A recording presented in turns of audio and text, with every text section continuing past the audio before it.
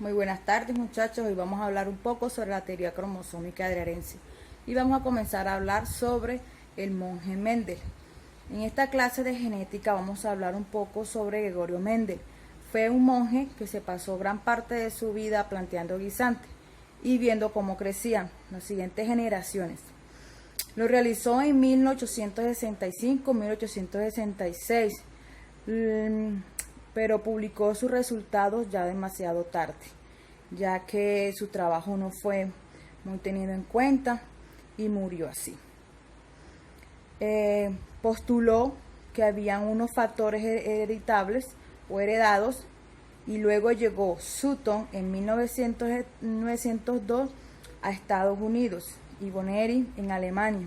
Llegaron a una conclusión por separado. Ambos estaban estudiando el proceso de la meiosis y la observación cómo se separaban esos cromosomas homólogos. Ellos tomaron las investigaciones de Mendel, que ya estaba muerto, y dijeron que los factores de Mendel, del que él hablaba y los que había observado, era el color de los guisantes y la textura de esos factores hereditables. Se encontraban dentro de los cromosomas y a eso lo llamaron gen. Por eso es que en la primera parte de que vamos a hablar, o la primera parte de la teoría, la vamos a llamar como los genes. Estos eran los factores hereditables que hablaba Mendel. Y quiere decir que cada gen tiene una función específica. O sea, los factores hereditarios estaban dentro de los cromosomas. Ahora vamos a hablar sobre nuestra segunda postulado, que son los cromosomas homólogos. Y aquí en este de los cromosomas homólogos vamos a mirar que cada individuo recibe dos cromosomas del mismo tipo, uno de la madre y otro del padre, ¿cierto? Entonces son cromosomas homólogos. Pero esto no quiere decir que tenemos, por ejemplo, cromosomas.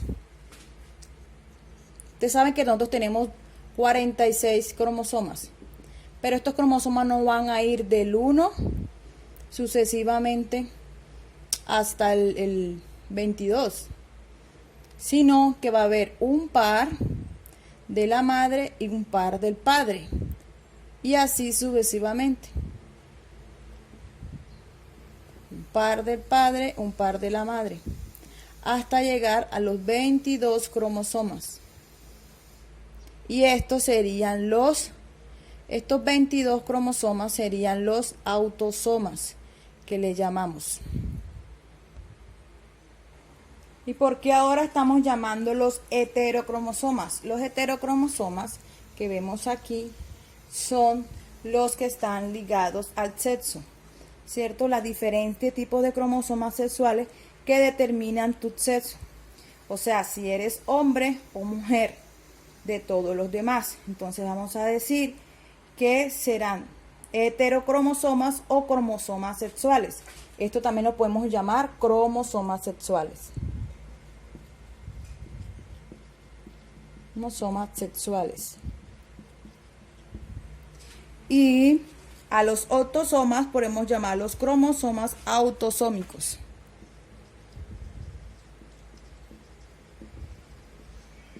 Autosomas cromosómicos.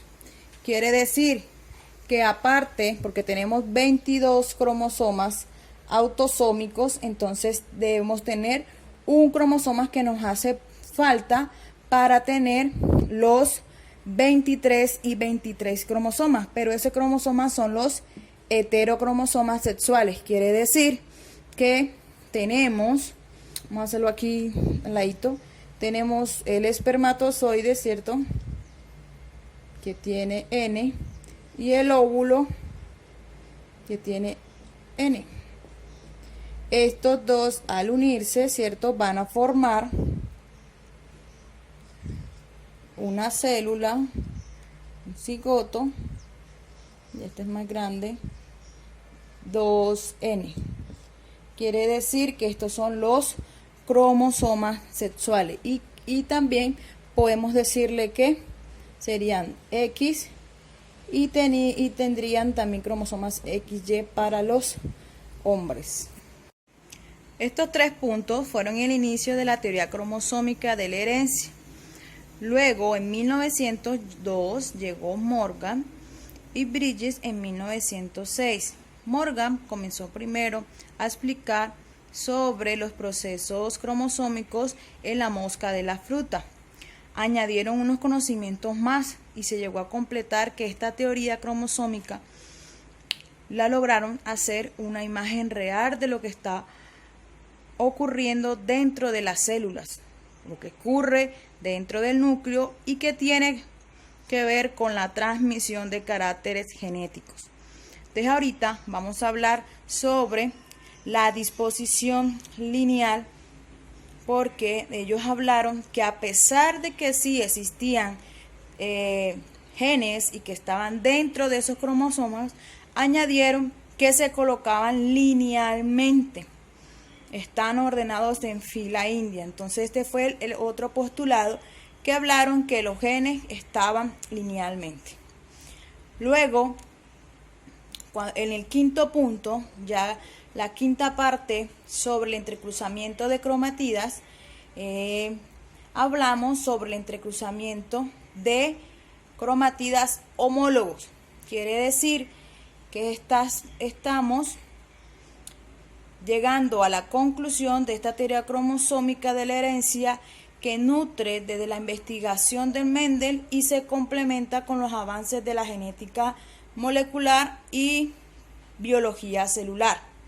Quiere decir, ya vamos a explicar, que cuando hablamos de esta recombinación, hablamos sobre un entrecruzamiento. Podemos colocar que este sería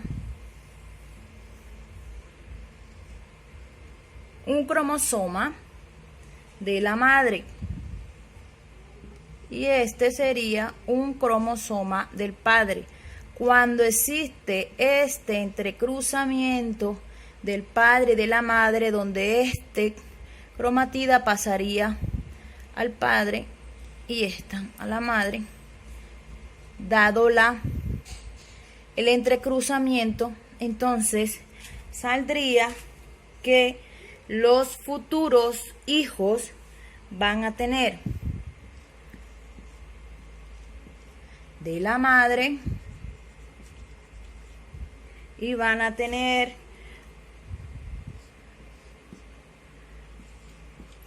estos son cromatidas del padre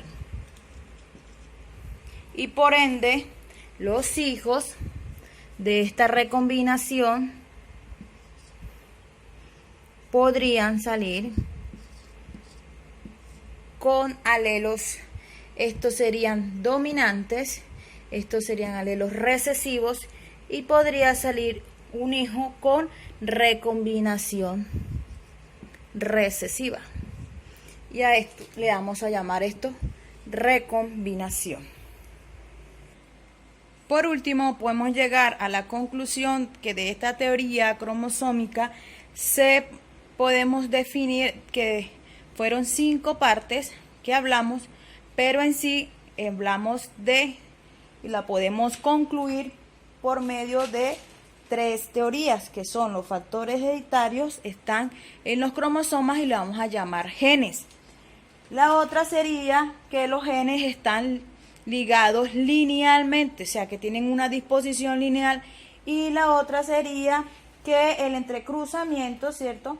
Mediante el entrecruzamiento meiótico se produce la recombinación genética y estos pueden heredarse por separado.